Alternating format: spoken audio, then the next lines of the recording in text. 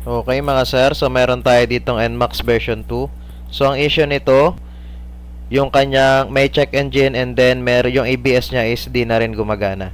Okay? So diniagnose na rin natin to and then nakita natin na yung di gumagana yung kanyang speed sensor kaya siya merong check engine. So yan. So isa sa nagiging problema pag nasira yung ABS nyo, so nadadama yung kanyang speed sensor. Kaya nasira yung kanyang kaya hindi gumagana yung kanyang speedometer. So ang problema nun pag hindi gumagana yung speed sensor niya is naglilimit yung takbo niya. So pwedeng mawalan, parang nawawalan siya bigla ng supply. And then dito sa kabila, so nilabas na natin o nilagyan na natin ng wire para sa pag-bypass ng kanyang ABS. So iba-bypass na natin yung ABS nito. So gagawa na natin to ng ibang sensor para gumana yung kanyang speedometer o yung kanyang speed sensor. Okay? So yan. So ikakabit na lang natin yan mamaya, i-connect na lang natin. Okay? So yan.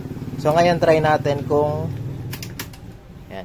So mayroon siyang check engine. So yan ngayon na-detect niya kanina yung nasa diagnostic tool natin. And then yung ABS niya is tinanggal ko na. So hindi na naka-load yung ABS. So start natin. Okay, so next natin gagawin, so i-delete natin yung kanyang check engine. Okay, so punta lang tayo sa clear fault code and then i-yes lang natin yan. And then yan. So nawala na yung kanyang check engine. Okay. So yan. And then balik tayo sa read fault code. So check natin kung may natira pang error. So yan, wala na. Okay, wala na rin. And then sa pending, wala na rin. Okay. So yan. So okay na yung kanyang mga errors. Okay.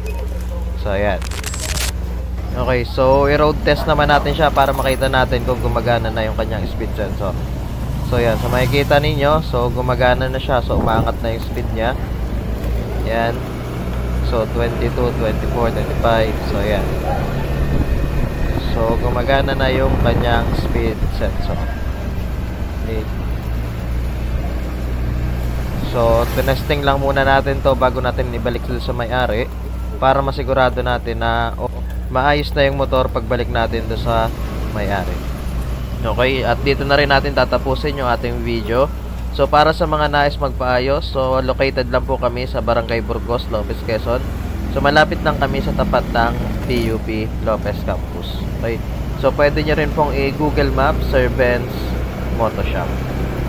Thank you and God bless.